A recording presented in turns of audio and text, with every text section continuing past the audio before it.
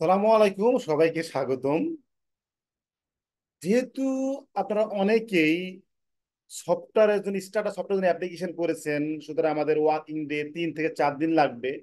এর মাঝে আমরা কিছু স্ট্যাটিস্টিক্স এবং রিসার্চের বেসিক রুল নিয়ে আলোচনা করব। যেমন আমরা যদি কেউ কোনো স্টাডি কন্ডাক্ট করতে চাই, ডাটা অ্যানালাইসিস করতে চাই, রিপোর্ট লিখতে চাই, তাহলে অথবা একটা ডিজাইন করতে চাই, তাহলে সর্বপ্রথমে আমাদের যে জিনিসটা লাগে পপুলেশন অ্যান্ড স্যাম্পল। এই দুইটা জিনিস যদি আমরা ভালোভাবে ডিফাইন করতে না পারি, তাহলে কিন্তু আমাদের রিসার্চটা খুব ভালো একটা রিসার্চ হবে না। তো চলুন আজকে আলোচনা করব পপুলেশন এবং স্যাম্পল কি।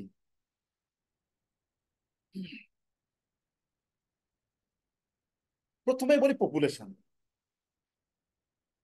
পপুলেশনটা জানার জন্য আমাদের আগে রিসার্চ কোশ্চিনটা ডিফাইন করতে হবে, কেননা রিসার্চ কোশ্চেনের উপর ভিত্তি করে আমাদের পপুলেশন ডিফাইন করতে হয়। তো ধরুন, একটা আমি রিসার্চ করছি, what is the prevalence of having কোভিড-19 পজিটিভ, এটা কি রিসার্চ কোশ্চেন হবে based on the epidemiology, epidemiological knowledge or biostat? না, এটা কিন্তু আমাদের রিসার্চ কোশ্চেন হবে না। কেননা আমরা যদি একটা রিসার্চ কোশ্চেন ডিফাইন করতে চাই, তাহলে এই কোশ্চেনের মধ্যে তিনটা কম্পোনেন্ট থাকতে হবে। কি কি কম্পোনেন্ট? প্লেস, পার্সন এবং টাইম। প্লেস, পার্সন আর টাইম যদি আমি ডিফাইন করতে না পারি, তাহলে এটাকে আমরা পূর্ণাঙ্গ রিসার্চ কোশ্চেন বলতে পারবো না। সুতরাং এই রিসার্চ কোশ্চেনের ভিত্তিতে আমরা পপুলেশনও ডিফাইন করতে পারবো না।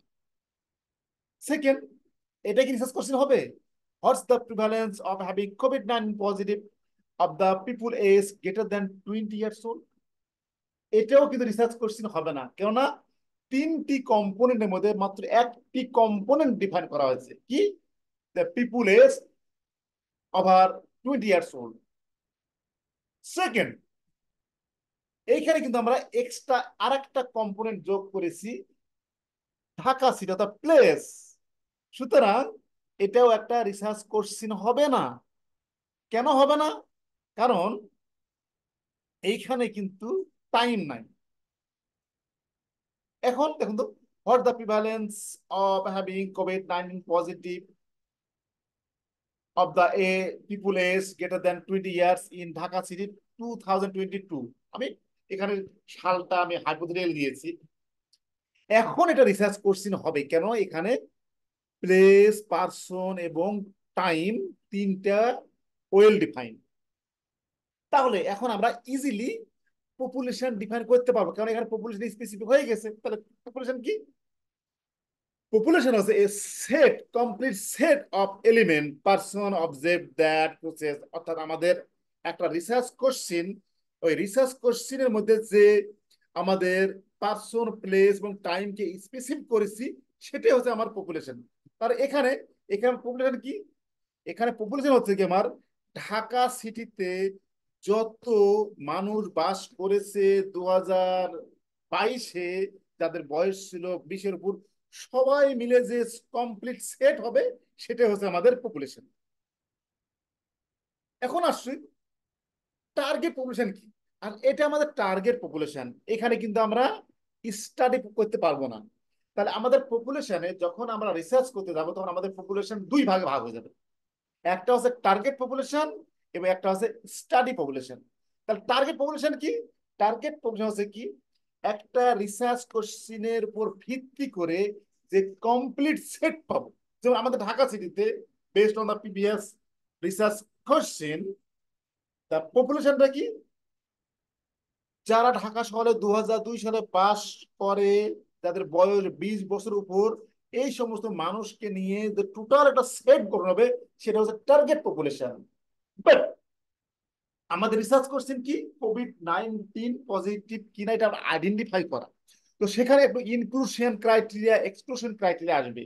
যেমন ধরেন, যারা কোভিড টেস্ট করেনি তাদেরকে আমি নিতে পারবো না। এক্সাম্পল দিই আমি এখানে একটা, যে দেখো ধরুন এখানে টার্গেট পপুলেশন আমি বলে দিলাম। এখন আমি কিছু ক্রাইটেরিয়া মেট করব। কি ধরনের ক্রাইটেরিয়া মেট করব? ধরুন এখানে আমি বলে দিছি যে স্পেসিফিক ভাবে বলা আছে তিনটা জিনিস, পার্সন, প্লেস অ্যান্ড টাইম।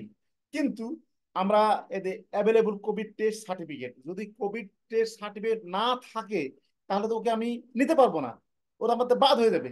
তাহলে একটা পপুলেশনের উপর কিছু ক্রাইটেরিয়া সেট করার পর ওই ক্রাইটেরিয়া কেন্দ্র করে যে সমস্ত এলিমেন্ট বাদ হয়ে যাবে, ওই বাদ হওয়ার পর যেটুকু থাকবে সেটা হচ্ছে আমাদের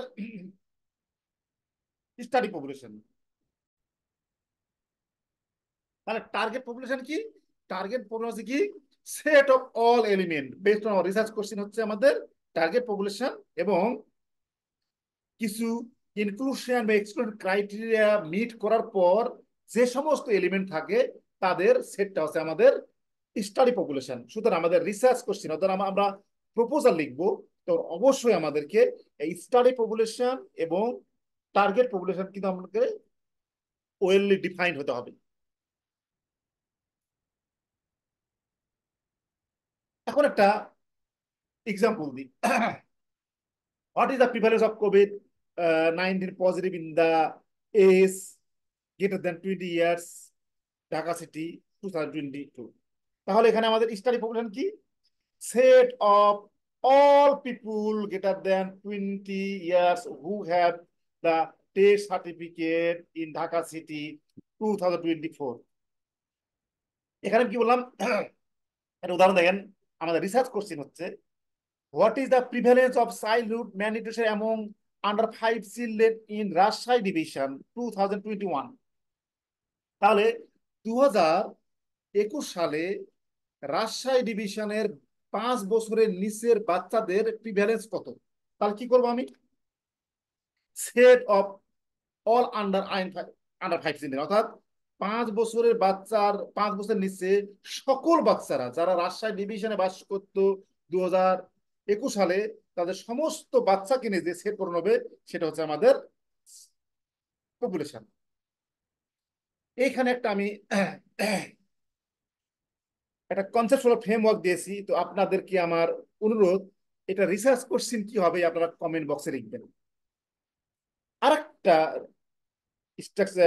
কনসেপচুয়াল ফ্রেমওয়ার্ক, এই কনসেপচুয়াল ফ্রেমওয়ার্কের ভিত্তিতে আপনাদের বলতে হবে এটা রিসার্চ কোশ্চেনটা কি হবে।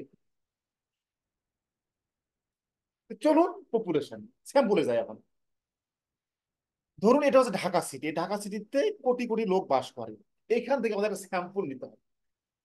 কিভাবে নিব? এইখান থেকে আমি লটারির মাধ্যমে, অর্থাৎ বিভিন্ন স্যাম্পলিং প্রসিডিউর আছে, এটা আমি ডিসকাস করব পরবর্তীতে। এইখান থেকে যখন আমি কিছু একটা র্যান্ডমলি বা একটা পার্ট নিব, এই ধরেন এখানে আমি এটা ছিল পপুলেশন, এই পপুলেশন একটা সাবসেট নিলাম, এই সাবসেটকে আমি স্যাম্পল বলবো যদি যদি আমাদের এই সিলেক্টেড পার্টটা এই পপুলেশনকে রিপ্রেজেন্ট করে। তাহলে কি বলবো?